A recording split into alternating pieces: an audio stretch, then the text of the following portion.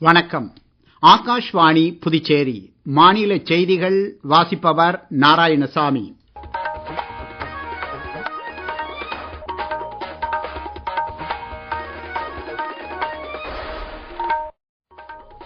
தலைப்புச் செய்திகள். பிரதமர் திரு நரேந்திர மோடி இன்று சென்னையில் பிஜேபி நிர்வாகிகளுடன் முக்கிய ஆலோசனை மேற்கொண்டார்.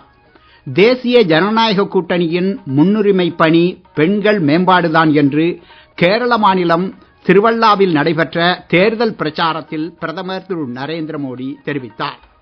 பீகார் மகாத்மா காந்தி மத்திய பல்கலைக்கழகத்தின் பட்டமளிப்பு விழாவில் குடியரசு துணைத் தலைவர் திரு சி.பி. ராதாகிருஷ்ணன் கலந்து கொண்டு மாணவர்களுக்கு பட்டங்களை வழங்கி உரையாற்றினார்.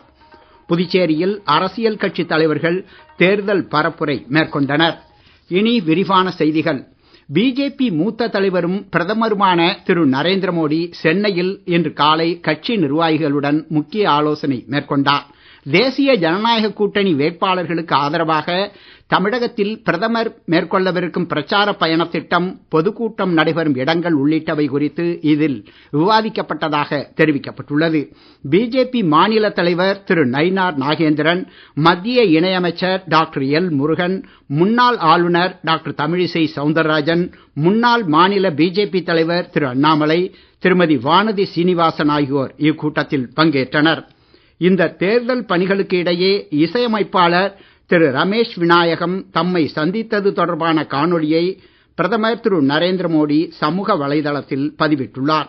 இந்திய இசையை உலக அளவில் கொண்டு செல்வதற்கு அவர் மேற்கொண்டு வரும் நடவடிக்கைகள் பாராட்டுதலுக்கு உரியது என்றும் பிரதமர் அப்பதிவில் குறிப்பிட்டுள்ளார்.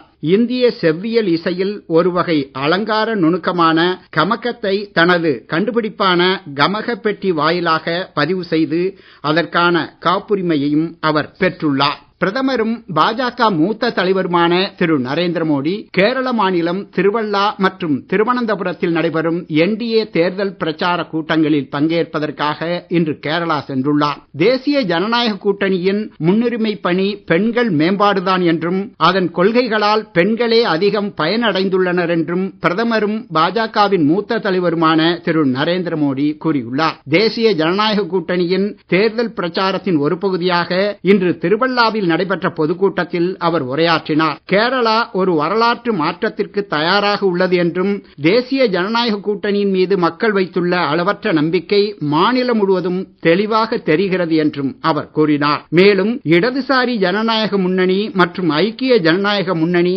ஆகிய இரு அரசியல் கூட்டணிகளும் நீண்ட காலமாக மாநிலத்தை புறக்கணித்து வருவதாக குற்றம் சாட்டி திரு மோடி விமர்சித்தார். அத்துடன் தனது அரசாங்கத்தின் கீழ் முந்தைய காலகட்டத்துடன் ஒப்பிடுகையில் கேரளா 5 மடங்கு அதிக நிதியை பெற்றுள்ளது என்றும் அவர் கூறினார். திருவள்ளா பொது மைதானத்தில் நடைபெறும் இந்த நிகழ்வில் தேசிய ஜனநாயக கூட்டணி வேட்பாளர்களும் மூத்த தலைவர்களும் கலந்து கொள்கின்றனர். தேசிய ஜனநாயக கூட்டணியின் தேர்தல் பிரச்சாரத்தின் ஒரு பகுதியாக இன்று மாலை திருவனந்தபுரத்தில் நடைபெறும் சாலை பேரணியிலும் திரு மோடி பங்கேற்கிறார். பீகார் மாநிலம் மோத்திகிரியில் உள்ள மகாத்மா காந்தி மத்திய பல்கலைக்கழகத்தின் 3வது பட்டமளிப்பு விழாவில் குடியரசு துணைத் தலைவர் திரு சி.பி. ராதாகிருஷ்ணன் இன்று கலந்து கொண்டு பட்டங்களை வழங்கி மாணவர்களிடையே உரையாற்றினார். மேலும் தேசத்தை கட்டி எழுப்புவதில் கல்வியின் பங்கை இந்நிகழ்ச்சியில் அவர் வலியுறுத்தினார். கல்வியில் சிறந்து விளங்கிய மாணவர்களுக்கு திரு சி.பி. ராதாகிருஷ்ணன் தங்கப் பதக்கங்களை வழங்கி பாராட்டினார். நிகழ்ச்சியை தொடர்ந்து மேற்கு சம்பரானில் கவுகானா வட்டாரத்தில் உள்ள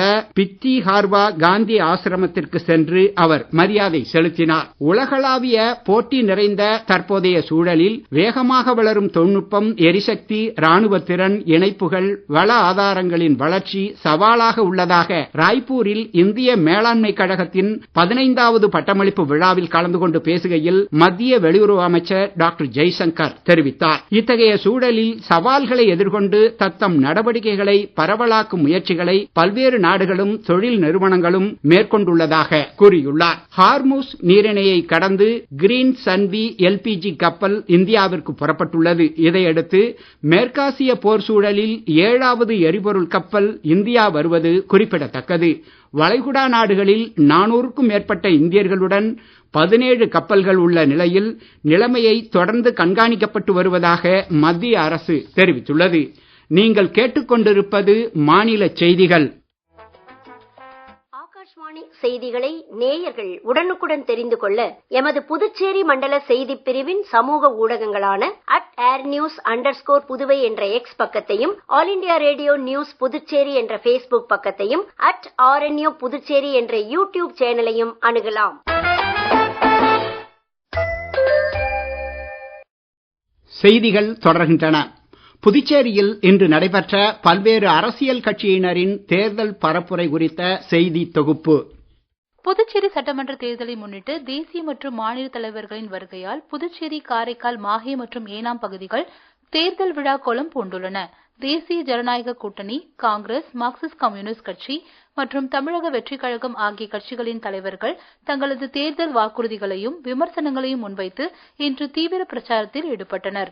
மத்திய தொழிலாளர் நலன் மற்றும் இளைஞர் நலத்துறை அமைச்சர் திரு மன்சுக் மாண்டவியா மாஹே பகுதியில் தேர்தல் பரப்புரை மேற்கொண்டார். அப்போது நடைபெற்ற செய்தியாளர் சந்திப்பில் கடந்த காலங்களில் என்டிஏ அரசு செயல்படுத்திய வளர்ச்சித் திட்டங்களை மாஹே மக்கள் முழுமையாக ஏற்றுக்கொண்டுள்ளனர். கடந்த நாடாளுமன்ற தேர்தலில் மாஹே பகுதியில் பாஜக 7000க்கும் அதிகமான வாக்குகளை பெற்றது கட்சியின் வளர்ச்சியை உறுதிப்படுத்துகிறது. இந்த முறை மாஹே தொகுதியில் என்டிஏ வேட்பாளர் மிகப்பெரிய வாக்கு வித்தியாசத்தில் வெற்றி பெறுவார் என்று கூறினார். மாநிலத்திலும் மீண்டும் என்டிஏ அரசு அமைய மக்கள் ஆதரவு தருவார்கள் என அவர் நம்பிக்கை தெரிவித்தார். மார்க்சிஸ்ட் கம்யூனிஸ்ட் கட்சி 2026 சட்டமன்ற தேர்தலுக்கான தேர்தல் அறிக்கையை வெளியிட்டுள்ளது. இதில் புதுச்சேரியின் நீண்டகால கோரிக்கையான முழு மாநில அந்தஸ்து பெறுவதற்கு முக்கியத்துவம் அளிக்கப்படும் என்று தெரிவித்துள்ளது. தாய்மொழி வழி கல்விக்கு முன்னுரிமை, தனி மாநில கல்வி வாரியம் அமைத்தல், இதற்காக பட்ஜெட்டில் 6% தொகை ஒதுக்கப்படும் என்று தெரிவித்துள்ளது. மேலும் உள்ளாட்சி அமைப்புகளில் பெண்களுக்கு 50% இடஒதுக்கீடு, முதியோர் மற்றும் திருநங்கைகளுக்கான சமூக பாதுகாப்பு திட்டங்கள் செயல்படுத்தப்படும் என்று தெரிவிக்கப்பட்டுள்ளது. லாஸ்பேட்டை மற்றும் திருபுவனை தொகுதிகளில் மார்க்சிஸ்ட் கம்யூனிஸ்ட் கட்சி நேரடியாக போட்டியிடுகிறது. மாஹே தொகுதியில் சுயேட்சை வேட்பாளருக்கு ஆதரவு அளிப்பதாகவும் தெரிவித்துள்ளது. தமிழக வெற்றிக் கழகத்தின் தலைவர் திரு விஜய் தனது கூட்டணி வேட்பாளருக்கு ஆதரவாக புதுச்சேரியில் தேர்தல் பரப்புரையை மேற்கொண்டார். தங்களது கூட்டணி ஆட்சிக்கு வந்தால் 6 மாதங்களுக்குள் உள்ளாட்சி தேர்தல் நடத்தப்படும் என்றும் ஒவ்வொரு குடும்பத்திற்கும் ரூபாய் 25 லட்சம் மருத்துவ காப்பீடு போன்ற பல்வேறு வாக்குறுதிகள் குறித்து பேசினார். புதுச்சேரி கூடப்பாக்கத்தில் மாவட்ட ஆட்சியர் அலுவலகத்தின் சார்பாக வாக்காளர் விழிப்புணர்வு பிரச்சாரம் நடைபெற்றது. இது குறித்த சில தகவல். புதுச்சேரி சட்டப்பேரவை தேர்தலுக்கான வாக்காளர் விழிப்புணர்வு பிரச்சாரத்தின் ஒரு பகுதியாக ஊசூடு சட்டமன்ற தொகுதிக்கு உட்பட்ட கூடப்பாக்கம் கிராமத்தில் உள்ளூர் ஹாக்கி விளையாட்டு வீரர்களின் வாக்காளர் விழிப்புணர்வு நடைப்பயணம் இன்று காலை 8 மணி அளவில் நடைபெற்றது. அனைவரும் தவறாமல் வாக்களித்து 100% வாக்குப்பதிவினை வலியுறுத்தும் கருத்தோடு சுமார் 2 கிலோமீட்டர் தூரத்திற்கு நடத்தப்பட்ட நடைப்பயணத்தில் ஹாக்கி விளையாட்டு வீரர்கள் கிராம மக்கள் அனைவரும் தவறாமல் வாக்களித்திட வேண்டும் என்று வேண்டுகோள் விடுத்தனர். கூடப்பாக்கம் அரசு பள்ளிக்கு அருகே முடிவுற்ற இந்த வாக்காளர் விழிப்புணர்வு நடைப்பயணத்தில் 100% வாக்குப்பதிவினை அடைந்து புதுச்சேரி ஒரு முன்மாதிரி மாவட்டமாக உருவாக்கிட அனைவரும் உதவி புரிந்திட வேண்டும் என்று மாவட்ட தேர்தல் அதிகாரி சார்பாக வேண்டுகோள் விடுக்கப்பட்டது. வாக்காளர் விழிப்புணர்வு நடைப்பயணத்தில் சுமார் 40 விளையாட்டு வீரர்களும் பொதுமக்களும் கலந்து கொண்டனர். இது வாக்காளர் விழிப்புணர்வாக மட்டுமல்லாமல் இளையோர்களை விளையாட்டுத் துறையில் ஊக்குவிக்கும் விதமாகவும் இருந்தது. அகமதாபாத்தில் நடைபெறும் IPL 20 ஓவர் கிரிக்கெட் போட்டியில் இன்று இரவு 7:30 மணிக்கு குஜராத் டைட்டன்ஸ் அணி ராஜஸ்தான் ராயல்ஸ் அணியை எதிர்கொள்கிறது. புள்ளிகள் பட்டியலில் பஞ்சாப் கிங்ஸ் அணி 4 புள்ளிகளுடன் முதல் இடத்திலும், Rajasthan Royals, Royal Challengers Bangalore அணிகள் தலா 2 புள்ளிகளுடன் 2வது, 3வது இடங்களில் உள்ளன. பாங்காக்கில் நடைபெற்ற உலக பாரா வில்வித்தை தொடரின் ஆடவர் தனிநபர் பிரிவின் இந்திய வில்வித்தை வீரர் ஷியாம் சுந்தர் சுவாமி வெண்கலப் பதக்கம் வென்றார். மீண்டும் தலைப்புச் செய்திகள். பிரதமர் திரு நரேந்திர மோடி இன்று சென்னையில் பிஜேபி நிர்வாகிகளுடன் முக்கிய ஆலோசனை மேற்கொண்டார். தேசிய ஜனநாயக கூட்டணியின் முன்னுரிமை பணி பெண்கள் மேம்பாடுதான் என்று கேரள மாநிலம் திருவள்ளாவில் நடைபெற்ற தேர்தல் பிரச்சாரத்தில் பிரதமர் திரு நரேந்திர மோடி தெரிவித்தார். பீகார் மகாத்மா காந்தி மத்திய பல்கலைக்கழகத்தின் பட்டமளிப்பு விழாவில் குடியரசு துணைத் தலைவர் திரு CP ராதாகிருஷ்ணன் கலந்து கொண்டு மாணவர்களுக்கு பட்டங்களை வழங்கி உரையாற்றினார். புதுச்சேரியில் அரசியல் கட்சி தலைவர்கள் தேர்தல் பரப்புரை மேற்கொண்டனர். இத்துடன் இந்த செய்தி அறிக்கை நிறைவு பெறுகிறது. வணக்கம்.